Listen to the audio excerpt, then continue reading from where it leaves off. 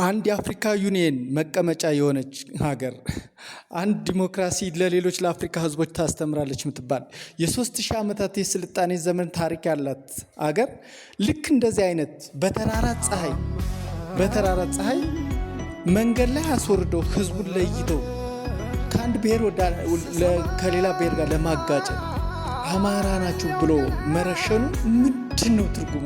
በጣም ነው የሚያሳፍር። ኢትዮጵያዊንን ብላችሁ ልታወሩ ነው ሌላ ሀገር ሄዳችሁ? እውነት ባለስልጣናት በጣም ነው እኮ የሚያሳፍረው። እውነት በጣም ነው ያፈርኩኝ። የነዚህ የሟቹ ቤተሰብ ምንድነው የሚሰማችሁ? አማራ የሆነ ትውልድስ ምንድነው የሚሰማው? የደም ማህተም ነው የተጻፈብን። እውነት የደም ማህተም። እኔ ከሌሎች ሁላ እስካሁን ብዙ ግፍ ሰምቻለሁ፣ አይቻለሁ።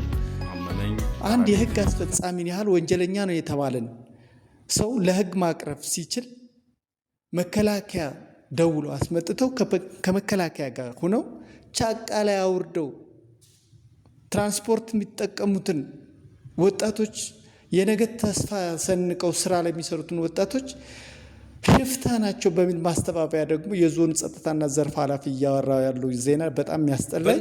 መንገድ ላይ አውርደው በተራራ ፀሐይ በማዕከላዊ ኢትዮጵያ ክልል ሰላምና ጸጥታ ቢሮ ምላሽ ሰጥቷል። ቢሮ በመግለጫው እርምጃ የተወሰደባቸው ግለሰቦች የጦር መሳሪያ በመታጠቅ በግድያ ላይ የተሰማሩና በመንግስት ጸጥታ አካላት ላይ ጭምር ጉዳት ያደረሱ አካላት የነበሩና በክትትል የተረጋገጠባቸው ሽፍቶች ናቸው ሲልም አስተባብሏል። በመሆኑም በቅንጅት በተሰሩ ስራዎች የመንግስትን የሰላም አማራጮችን በለም ባሉ ሽፍቶች ላይ እርምጃ ተወስዶባቸዋል ሲል ገልጿል። ሚዲያዎች ሐሰተኛ መረጃና በማስረጃ ያልተደገፈ እንዲሁም ክልሉን የማይመጥንና የህዝቦችን የእርስ በርስ አንድነት የሚሸረሽሩ መረጃዎችን አሰራጭቷል ሲል ወቅሷል። በዚህ ጉዳይ ላይ ያላችሁን ሐሳብ አስተያየት በኮሜንት መስጫ ሴክሽኑ ላይ ማጋራት ወንጀል ተባባሪዎችን ለህግ ነው የምናቀርብ። ይህም የፍርድ ቤት ትዕዛዝ አውጠን ከዛ ውጭ በየመንገዱ አውጠን እኮ መሳሪያ ስለያዝን አልረሸንም፣ አልነካንም። ይሄ ማንም አያደርገው። ማንም ውርደት ነው። እውነት አንድ መሳሪያ የያዘ አካል መሳሪያ ያልያዘን ሰው ባዶ እጃቸውን መግደል። እኔ በጣም ነው ያፈርኩ በኢትዮጵያዊነት፣ በጣም ማለት ነው።